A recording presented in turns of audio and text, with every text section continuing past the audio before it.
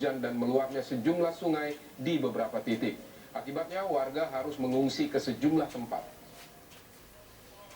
Curah hujan tinggi yang terjadi dalam beberapa hari terakhir menyebabkan ribuan rumah warga terendam banjir akibat meluapnya sejumlah sungai di wilayah Karawang seperti Sungai Citarum, Sungai Cibeet, Sungai Cilamaya, dan Sungai Kalenbawang. Seperti yang terjadi di perumahan Karaba Indah, Desa Wadas, Teluk Jambe Timur. Ratusan rumah terendam dengan ketinggian air mulai dari 50 cm hingga 1 meter. Hingga banjir itu harus menyebabkan warga mengungsi ke tempat aman seperti masjid dan tempat-tempat aman lainnya. Banjir kali ini merupakan banjir keempat dalam 1 bulan imbas dari curah hujan tinggi dan luapan Sungai Citarum. Data BPBD, total rumah terendam saat ini mencapai 5.842 rumah dengan total jiwa terdampak mencapai 18.631 jiwa. Saat ini saudara, sebagian warga mengungsi dan sebagian bertahan di rumah masing-masing meski terendam banjir. Air mulai masuk sejak kapan, Pak? Kemarin malam, habis maghrib lah. Habis maghrib. Udah mulai naik habis maghrib. Ini yang keberapa kalinya banjir ini, Pak? Di tahun ini dan di bulan ini? Di bulan ini 4 kali. 4 kalinya. Jadi sempat surut ya, Pak, ya? Dari Surut waktu itu pertama banjir kan hari Minggu. Minggu itu sempat surut. Terus naik-naik lagi tuh hari Jumat, Minggu kemarin. Sekarang naik lagi. Ini sama Jumat ini. ketinggian air berapa, Pak, paling dalam di sini? Paling dalam di level ini sih 100 itu kan dari level ke atas. Oh, 100, berarti 1 meter ya? Nah, warga ketika dalam itu mengungsi atau bertahan di rumah masing-masing? Ada yang sebagian mengungsi yang udah kerendam kan, di belakang tuh udah kerendam. Mengungsi di masjid lah.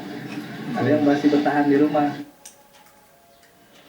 Warga di 21 desa yang terendam banjir akibat luapan Sungai Citarum dan Cibeet masih bertahan di pengungsian. Ribuan warga desa Karangligar, Kecamatan Teluk Jambe Barat, dan warga desa Sukamakmur, Kecamatan Teluk Jambe Timur, serta beberapa warga di desa lainnya hingga saat ini masih harus mengungsi akibat masih tingginya banjir yang merendam rumah mereka. Ketinggian banjir mulai dari 1 meter hingga 3 meter. Penyebab tak kunjung karena masih tingginya curah hujan di wilayah Karawang dan wilayah hulu Sungai Citarum dan Cibeet. Jalan masih tertutup, ketinggian rumah desa Tegaluhur, dusun Tegaluhur, Sukamakmur masih 1,5 meter, masih tinggi. Masih tinggi ya? Warga masih mengungsi di kontrakan rumah Haji Andi. Masih bertahan di pengungsian ya? Masih bertahan. Nah, ini kenapa sih penyebab nggak surut-surut, Pak? Hujan disertai hujan deras disertai kiriman Cibeet, Citarum. Saudara, untuk kondisi terkini banjir di Karawang, kita tanyakan kepada jurnalis Kompas TV, ada Adi Wahadi. Adi, selamat siang. Jadi bagaimana ketinggian banjir? Apakah mulai surut siang ini saat Anda melaporkan?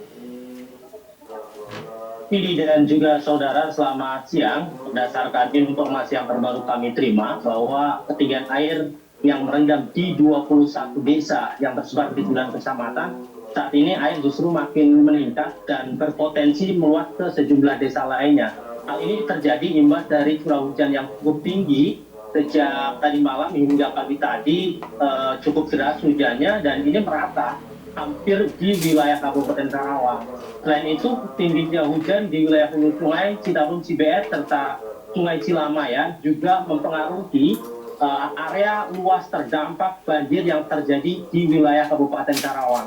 Ketinggian air untuk wilayah desa paling parah, yakni desa Karangligar, kemudian desa Sukamakmur dan desa Purwadana, saat ini mencapai 1 meter hingga 3 meter. Jumlahnya lebih dari 1.500 jiwa saat ini masih bertahan di pengungsian karena rumah-rumah mereka sudah terendam banjir lebih dari 2 meter. Dan kondisi di 3 desa ini sudah bertahan selama 2 pekan, Vidi, dan kondisinya tidak kunjung surut. Hal tersebut disebabkan oleh tadi yang saya sebutkan bahwa curah hujan serta banjir kiriman menjadi penyebab utama di wilayah Kabupaten Karawang. Pidi dan juga saudara, total ada sekitar 5.000 rumah serta 18.000 jiwa yang terdampak akibat banjir yang terjadi selama 2 pekan terakhir ini. Memang di beberapa titik atau perumahan kami pantau pasang surut, artinya mereka sempat pulang ke rumah, namun kemudian saat curah hujan tinggi dan beberapa sungai meluap, banjir kembali menerjang hingga mereka harus kembali ke pengungsian. Total untuk beberapa titik sudah 4 kali banjir cukup besar di wilayah perumahan Karabindah, kemudian di beberapa titik lainnya, serta di lokasi tempat saya melaporkan ini adalah Desa Karangligan, merupakan daerah terdampak paling parah banjirnya, yakni mencapai lebih dari 2 meter, dan yang terdalam kami pantau masih di angka ketinggian 3 meter. Selain merendam pemukiman warga, banjir yang merendam di wilayah Kabupaten Karawang juga merendam sejumlah akses jalan utama. Kami pantau jalur arteri Karawang, tepatnya di Jalan Raya Kelari, ini terendam sejak 4 hari lalu. Dan ini disebabkan oleh curah hujan tinggi serta mampetnya gorong-gorong di wilayah tersebut. Imbasnya kemacetan panjang terjadi di jalur arteri, baik dari arah Cikampek menuju Jakarta maupun arah sebaliknya. Untuk bisa meminimalisir dampak dari banjir di arteri, sejumlah upaya telah dilakukan oleh pihak kepolisian untuk bisa mengatur lalu lintas. Salah satunya menutup sejumlah U-turn serta beberapa titik lainnya. Dan selain itu, terkait jumlah pengungsi yang berada di wilayah Kabupaten Karawang, kami pantau berdasarkan data BPBD ada 1.544 jiwa yang kondisinya saat ini mereka bertahan di pengungsian dengan kondisi apa adanya, dan beberapa bahan kebutuhan yang dibutuhkan oleh para pengungsi saat ini adalah kebutuhan pokok, dan terutamanya adalah kebutuhan bayi, mengingat berdasarkan data yang kami terima lebih dari 100 balita ikut mengungsi dalam banjir yang terjadi selama 2 pekan terakhir ini.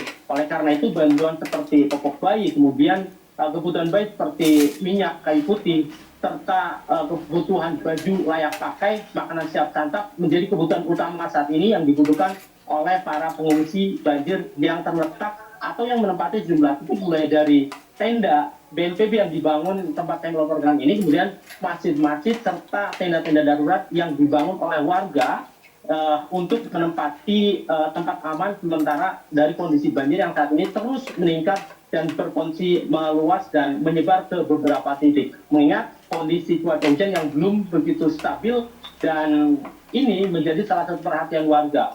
Pemerintah daerah melalui BPBD dan Dinas Sosial juga terus menghimbau kepada warga, terutamanya mereka yang berada di dataran Sungai Citarum, Cibeet, serta beberapa sungai lainnya untuk tetap waspada. Ikuti arahan dan himbauan dari pemerintah untuk mengungsi, karena selain itu untuk bisa memantau kondisi cuaca, informasi terus juga disampaikan terkait perakiraan cuaca bagi warga yang berada di jalur-jalur area berpotensi terdampak banjir, terus disampaikan agar kemudian nantinya tidak ada warga yang terjebak akibat banjir yang terjadi dari luapan Sungai Citarum dan masih tingginya curah hujan. Berdasarkan pengalaman dan pantauan kami, beberapa daerah dan beberapa titik potensi banjir besar, banyak warga yang kemudian terjebak banjir karena mereka menganggap banjir yang terjadi ini tidak akan meluap hingga ketinggian 1 hingga 2 meter. Oleh karena itu, kami pantau juga Dinas Sosial, tim SAR gabungan dari BPBD, TNI Polri, serta dari beberapa instansi lainnya, ini terus bersiaga di beberapa titik lokasi banjir untuk bisa membantu para pengungsi atau korban banjir yang kebanyakan mereka terjebak di rumah dengan ketinggian banjir yang cukup tinggi. Pidi.